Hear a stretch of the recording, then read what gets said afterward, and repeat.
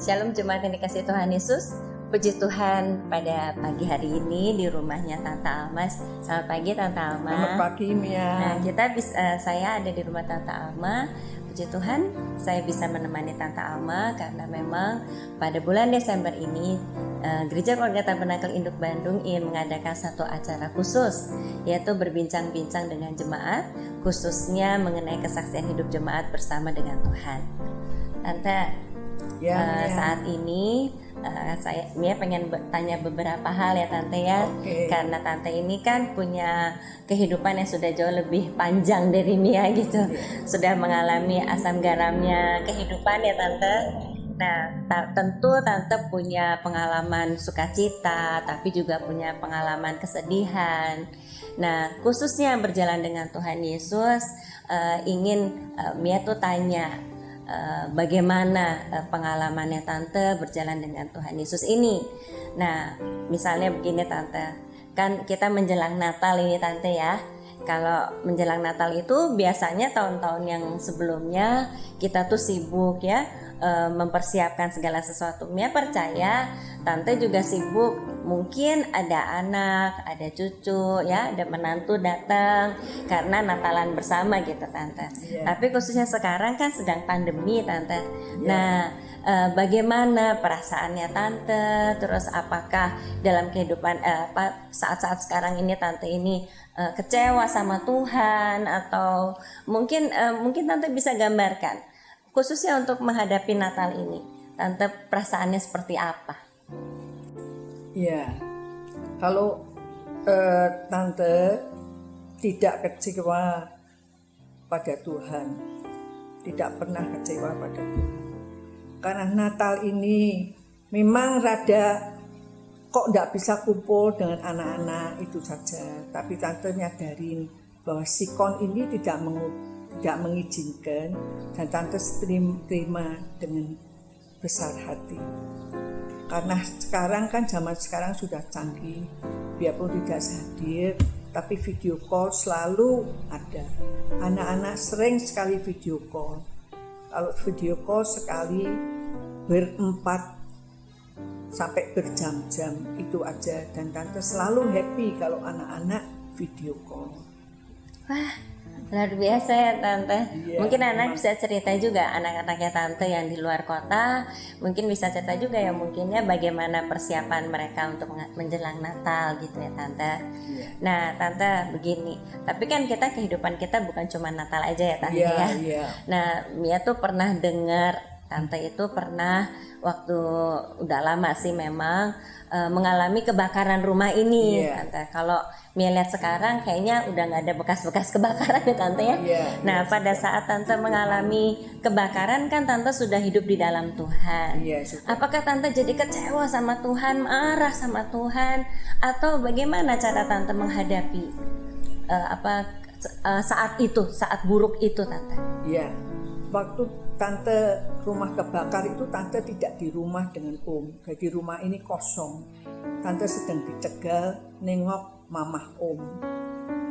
Hari Jumat itu diberi kabar bahwa rumah Tante kebakar. Tante tidak bisa terus terang pada mertua karena dia sudah tua. Jadi dengan Om kami sepakat bilang bahwa yang harus cepat-cepat pulang karena anjingnya sakit keras. Terus gimana perasaannya Tante? Ya, perasaan Tante waktu diberi Tante itu, Tante dipeluk ya oleh keponakan. Mungkin takut kalau Tante itu histeris atau pingsan gitu. Tapi Tante waktu diberitahu rumah kebakar, puji Tuhan, Tante itu terus langsung ingat Tuhan dan minta pada Tuhan, terjadilah menurut kehendak-Mu Tuhan, tapi jangan tinggalkan kami sedetik pun dalam mengurus kebakaran ini, sampai kalau Engkau izinkan rumah itu bisa dihuni kembali. Waduh. Iya, gitu. Jadi nggak marah sama Tuhan Tante? Oh enggak, sama sekali tidak ada rasa marah atau kecewa. Tetap bersandar dan bergantung pada Tuhan saja. Dan Tuhan memang selama membangun rumah itu kembali, tante merasa Tuhan selalu dekat tante dan Tuhan selalu memberitahu tante apa yang tante harus buat dan apa yang tante tidak boleh buat. Sepertinya ya, waktu bangun itu memang dana kan tidak ada, tapi tante selalu berdoa dan Tuhan selalu adakan. Sampai tante tidak pernah hutang, sampai mau hutang itu waktu itu Bang nawarin 150 juta, tapi karena tante tidak pernah hutang sedikit pun, jadi tante tidak bisa ambil pinjaman itu. Didesak-desak oleh bank, tapi tante tidak ambil. Tante tetap percaya pada Tuhan saja dan bergantung padanya. Wah, luar biasa. Jemaat yang kasih Tuhan, luar biasa ya imannya Tante Alma. Nah, jadi tante percaya bahwa itu seizin Tuhan ya tante? Iya, itu seizin Tuhan. Kalau tante bawakan dalam doa, selalu Tuhan, kalau ini seizinmu, saya terima, tapi saya tahu, jangan tinggalkan saya. Dan memang Tuhan tidak pernah meninggalkan saya. Kami sekeluarga tidak pernah. Puji Tuhan, Tuhan tuh luar biasa. Lalu tante, Mia masih ingat waktu itu kan Om meninggal 2011 ya tante. Iya. Nah itu kayaknya bulan Januarian gitu bukan tante. Nah terus kan sepanjang tahun itu pasti kan tante merasakan suasana yang sangat berbeda. Oh iya. Nah apa yang tante rasakan di akhir tahun itu ketika tante harus Natalan pertama kali Natalan tanpa Om? Ya terus terang, sampai sekarang tante masih kehilangan Om. Apalagi waktu akhir tahun itu rasanya berat sekali. Tapi tante tetap bersandar pada Tuhan, minta kekuatan supaya diri berkekuatan. Dan selalu tante sadar bahwa kehendak Tuhan terjadilah. Terus tante, tapi tante tetap enggak marah sama Tuhan. Oh enggak pernah. Tante sama sekali bisa Tuhan tahu, tidak pernah marah sama sekali pada Tuhan. Tidak pernah kecewa sama sekali pada Tuhan. Justru bersandar dan bergantung pada Tuhan. Karena itu satu-satunya yang tante andalkan dan yang bisa menolong tante. Amin. Tuhan. Puji Tuhan saudara, betapa besar kalau kehidupan saya pribadi terus terang saya sering belajar sama Tante Alma. Bagaimana Tante Alma mengalami pertama kali anaknya mesti pergi sekolah di luar negeri. Buat saya kehilangan sekali, lalu saya belajar sama Tante Alma. Tante gimana sih? Tante Alma kasih tips-tips ke saya saudara. Nah saya teringat ya ketika Tuhan Yesus mempercayakan bayi Yesus yang waktu itu akan lahir sebagai juru selamat. Ketika itu Maria dan Yusuf dipercayakan menjadi orang tua dari juru selamat dunia ini. Saya melihat bahwa rasanya kok Allah Bapa itu tidak menyertai Maria dan Yusuf. Mereka berdua akan melahirkan bayi Yesus yang menyelamatkan dosa dunia. Tapi ketika Maria mau melahirkan, tidak disediakan tempat.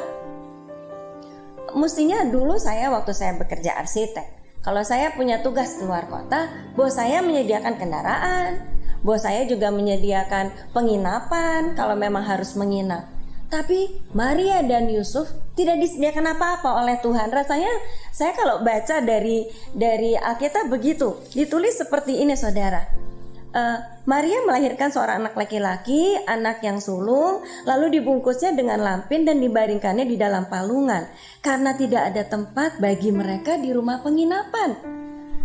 Tapi saya melihat Maria dan Yusuf tidak kecewa. Mereka dengan sukacita, mereka dengan apa adanya, mereka pakai tempat yang disediakan oleh Tuhan. Maria dan Yusuf tidak pernah kecewa kepada Tuhan. Dan ini sudah tante jalankan. Mia rasa begitu ya. Puji Imannya Tuhan. tante ini luar biasa. Dengan kekuatan dari Tuhan juga. Amin tante. Nah Kita semua, bagaimana dengan kita semua? Saya berharap kita semua dapat belajar mengambil hikmah yang positif dari pengalaman-pengalamannya Tante Alma. Saya rasa setiap kita sering merasakan kesusahan, khususnya di saat-saat sekarang ya Tante ya. Nah, tetapi dengan pengalaman imannya Tante Alma, kita mau belajar karena ada Tuhan selalu menyertai kita ya Tante. Ya, amin. Nah, Selalu. Saudara, saat ini kita sudahi dulu perbincangan kita ya Tante. Ya. Nanti minggu depan Saudara akan bertemu kembali dalam acara yang sama, acara berbincang dengan jemaat, tapi dengan jemaat pada generasi yang lebih muda dari Tante Alma. Tante umur berapa? 85. Luar biasa. Luar biasa Tante Alma itu 85 tahun dan selalu kuat, tidak pernah kecewa di dalam Tuhan. Mari saudara, kita dengarkan minggu depan pengalaman kesaksian jemaat Gereja Keluarga Tabernakel yang lain. Puji Tuhan. Shalom. Tuhan, shalom.